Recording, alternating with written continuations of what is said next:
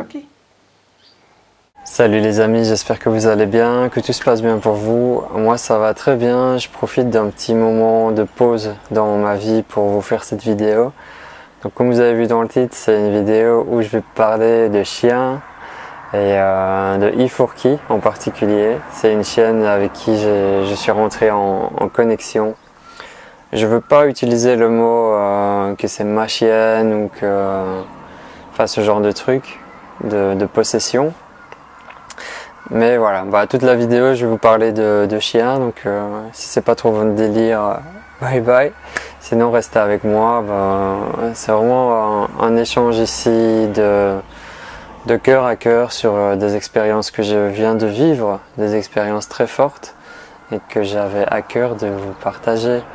Donc je vais vous parler de ma rencontre avec Ifurki, c'est une chienne de l'Orica. Je vais vous parler de sa stérilisation, de son opération qui s'est pas super bien passée malheureusement. Mais ça va, on a rattrapé les dégâts. Et je vais vous parler aussi de communication animale. Donc de communication entre un homme et un animal. C'est ce qui vient de se passer grâce à Jessica. Grâce à Jessica qui a été une sorte d'interprète qui a su communiquer avec mon chien. Voilà. Alors, pour l'anecdote, moi je suis arrivé ici dans la vallée de l'Orica en fin 2017, donc vers le mois d'octobre. Et presque directement, j'ai vu qu'il y avait un jeune chien qui était toujours près des enfants dans la rue. Il était toujours près d'une maison en particulier sur la route. Moi, vous savez, j'adore les chiens. Je suis un peu un aimant à chiens. J'adore leur énergie, leur façon d'être. Et je suis vraiment en lien très fort avec les chiens. Donc chaque fois que je revois un, je rentre en connexion avec lui. Je lui fais des câlins, je lui parle, je joue avec lui. Donc elle, petit à petit, j'ai commencé à la caresser, à rester avec elle. J'ai vu qu'elle était très douce, très gentille. Vraiment très belle aussi. Et petit à petit, il y a un lien qui s'est fait. Après, quand elle me voyait de loin, elle commence à courir vers moi. Et voilà, des câlins. Mais ça s'arrête là. En fait, j'ai eu quelques expériences avec des chiens au Maroc. Et je suis conscient que mon mode de vie ne me permet pas d'avoir un chien comme on peut l'avoir chez nous en Occident, donc un animal qui va rester avec toi, que tu vas t'en occuper chaque jour. Moi je suis presque toujours sur la route, en train de bouger, en train de faire des choses. Je suis pas trop souvent à la maison, donc je voulais pas prendre un animal et le faire souffrir de mon absence. Donc voilà, j'en reste là, et après à force de rester certaines périodes à la maison, j'ai commencé à la faire rentrer chez moi. Surtout au moment de l'hiver, qui faisait très très froid dehors, il y avait de la neige, je la faisais dormir chez moi. Puis j'ai commencé à lui donner à manger et voilà, les choses se sont fait vraiment naturellement. On s'aime, moi je l'aime, elle m'aime. Et voilà, c'était un peu ça le début de ma rencontre avec Ifurki. Donc les enfants du village, ils l'ont appelée Linda. Après moi je l'ai appelée Orica. Et finalement, j'ai choisi de l'appeler Ifurki. Ça veut dire quelque chose de joli en amazigh. J'ai commencé à réfléchir aussi que la plupart du temps, il est dehors. C'est une femelle. Donc je connais les chiens femelles au Maroc. Elles sont tout le temps enceintes. Elles ont tout le temps des bébés et c'est pénible pour elles, parce que la plupart du temps, les bébés ils se font tuer ou finalement elles ne restent pas avec eux, ou ils sont empoisonnés, ou ils se font écraser, ou des gens les prennent.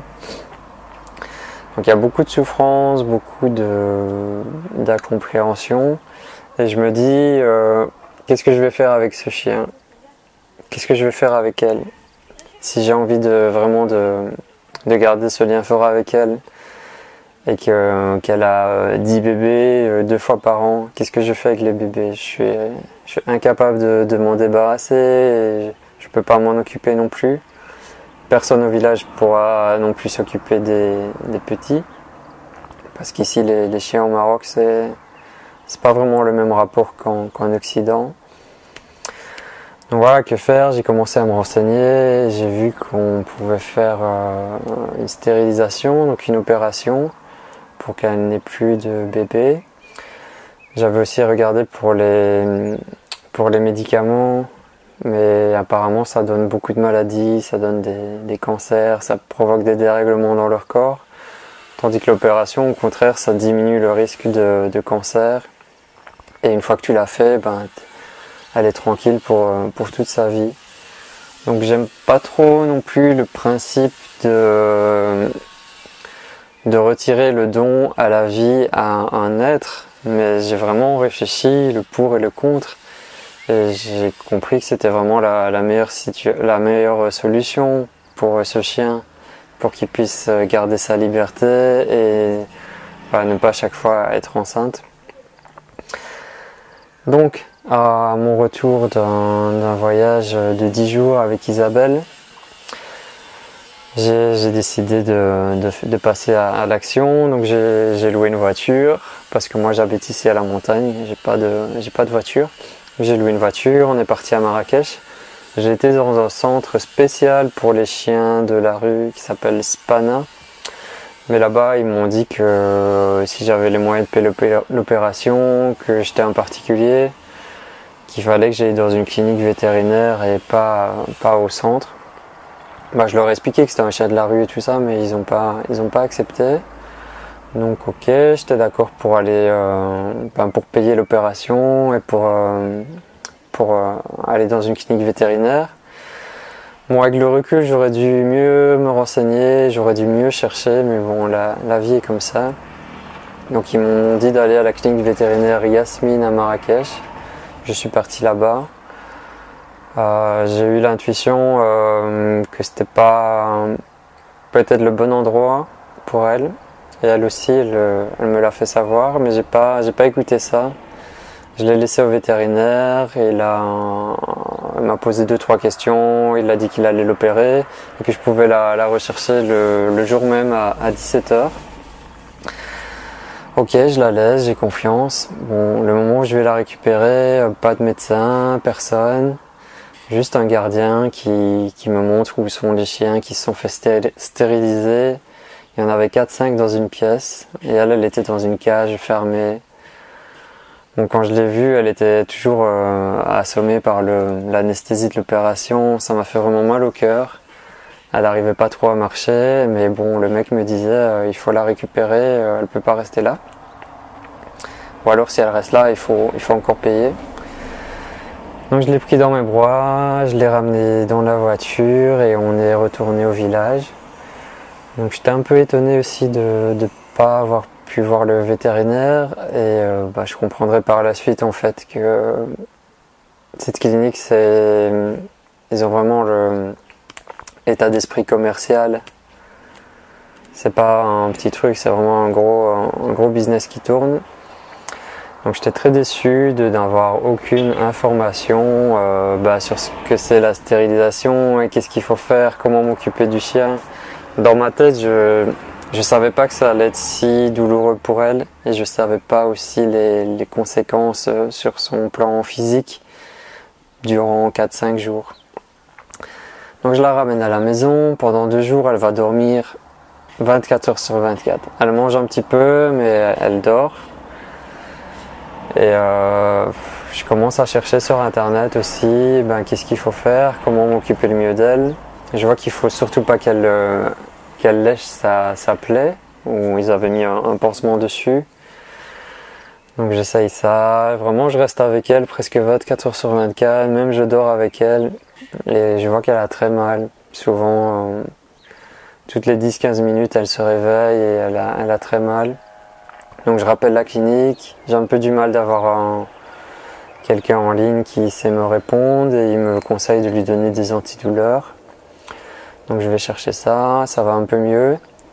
par contre, au bout du 3e jour, elle n'a toujours pas été aux toilettes, elle n'a pas fait caca, elle n'arrive pas à marcher, c'est très difficile. J'ai rappelé la clinique je sais pas combien de fois, 10 fois, 20 fois, j'ai fait des messages, aucune réponse. Après on a cherché un autre vétérinaire dans la région, impossible de trouver un. Puis finalement j'ai trouvé un sur internet de la région de l'Orica, je l'ai appelé, je lui ai expliqué. Lui il est venu ici chez moi en urgence et il a constaté les dégâts. Il a vraiment fait le nécessaire avec bienveillance, il lui a fait pas mal d'injections et pour qu'elle puisse se soulager, aller aux toilettes. Donc là encore elle a souffert vraiment beaucoup parce que ça faisait très mal et puis elle a pu aller aux toilettes, elle a pu se délivrer. À partir de là, j'ai retrouvé le chien que je connaissais et là elle va de mieux en mieux. Ici aujourd'hui ça fait 10 jours qu'on a fait l'opération et dans quelques jours on va lui enlever les fils. Moi je dois partir à Casa pour 2 jours donc ça me fait un peu... Je culpabilise un peu de la laisser mais bon c'est comme ça. Alors il y a aussi une grande aventure qui s'est passée hier. Donc j'ai une amie sur Facebook qui s'appelle Jessica et elle pratique la communication homme-animal. Donc elle arrive à se connecter aux animaux et à discuter avec eux, à régler des problèmes, à faire des soins énergétiques. Donc elle m'a gentiment proposé de rentrer en connexion avec Ifurki et ensuite de me transmettre les messages. Elle m'a demandé aussi si j'avais des questions. Donc je lui ai donné quelques questions aussi que j'avais pour le chien. Et hier soir, elle m'a rappelé, on a discuté et j'ai encore plus la certitude que c'est un chien incroyable qui a croisé ma route. Je le sais juste en regardant dans ses yeux, en voyant son comportement, comment elle agit, comment elle est, que c'est une chienne magique, incroyable. Et là, j'ai eu la confirmation. Donc, je peux pas vous dire tout dans le détail, mais Jessica a pu échanger avec elle au sujet de l'opération, au sujet de ses vies antérieures, au sujet de sa vie, son incarnation maintenant en tant que chien. Donc apparemment c'est pas un chien comme les autres. Elle a peut-être un côté humain aussi, ou des vies antérieures humaines dans son chemin de vie et qu'elle s'est réincarnée maintenant en chien. Apparemment elle est aussi venue sur Terre aussi pour faire évoluer les jeunes âmes. Je pense qu'elle a un travail tout comme moi à faire dans l'accompagnement des personnes. Donc je réfléchis de plus en plus à la prendre avec moi dans les voyages. Bon, elle aime pas trop la voiture, donc c'est ça le problème, mais je vais voir comment ça évolue. Et je sais que je suis amené dans les mois à venir à peut-être démarrer un très gros projet. Donc peut-être qu'elle pourra aussi m'accompagner dans mes démarches d'ouverture du cœur. C'est ça le truc. Donc aussi Jessica elle m'a donné plein d'informations que juste le chien connaissait. Des petits exemples comme ça pour vous citer. Elle m'a décrit la porte de chez moi, la porte d'entrée. Elle m'a décrit des choses qu'il y avait dans la chambre, des choses que le chien a vécues, que personne connaissait. Elle a aussi parlé de ma pierre. Une pierre que j'ai toujours autour du cou, c'est une lapis lazuli, c'est une pierre bleue avec comme des petites paillettes d'or. En fait ça c'est ma pierre par rapport à ma date de naissance et ce que je suis venu travailler sur Terre. Et ça elle l'a vu aussi dans la communication animale. Et d'autres détails aussi, je ne peux pas tout vous raconter parce qu'on a parlé pendant 1 heure. Mais vraiment, ça m'a bluffé. Je savais que ça existait, la communication animale, mais je l'avais pas expérimenté. Donc Jessica, si tu me regardes, je te remercie de tout cœur, c'était vraiment génial. Et je ferai encore appel à toi si je dois vraiment lui laisser des messages importants ou s'il se passe des choses qui nécessitent cette communication. Elle m'a bien fait comprendre aussi que je pouvais continuer à communiquer avec elle de cœur à cœur et que les messages passaient. Et un détail important que j'ai oublié de vous dire, c'est que une des premières choses qu'elle lui a dit, puisqu'elle était très bavarde apparemment, c'est que c'était une chienne libre, qu'elle était libre de ses mouvements, elle était libre d'être qui elle est. Ça m'a beaucoup touché parce que je le vois que c'est un chien libre. Je veux pas l'enfermer, je veux pas la garder pour moi, je veux pas la posséder. Je veux vraiment lui offrir mon amour, lui offrir un toit, un logement, lui offrir à manger, lui offrir des moments de joie, de jeu, aller marcher avec elle. Mais je veux pas la posséder, je veux pas la garder enfermée chez moi. Par exemple, en ce moment, elle est dans la rue et je sais pas qu'est-ce qu'elle fait, mais je suis pas inquiet. Parce que c'est un chien de la rue à la base. Et elle sait que maintenant, elle a quelqu'un sur qui compter, quelqu'un qui peut la comprendre et l'aider. Voilà, c'était un peu ça mon histoire avec Iforki. Je ressens beaucoup d'amour pour elle. Et je pense que c'est le début d'une belle histoire. Peut-être que je vous raconterai d'autres épisodes ou si vous venez me voir au Maroc, si vous venez participer à une aventure au Maroc en conscience, peut-être que vous aurez l'occasion aussi de partager des choses avec elle. N'hésitez pas à me dire dans les commentaires si vous avez déjà pratiqué la communication animale avec votre animal de compagnie, ou vous me dire ce que vous avez ressenti en écoutant ces témoignages, ou me parler de votre animal. Donc voilà, je vous envoie plein d'amour depuis le Maroc. Moi, je vais préparer mon voyage à Casa pour aller voir Frédéric Lenoir et pour rencontrer d'autres personnes là-bas. Prenez soin de vous, partagez l'amour autour de vous. Peace. À bientôt.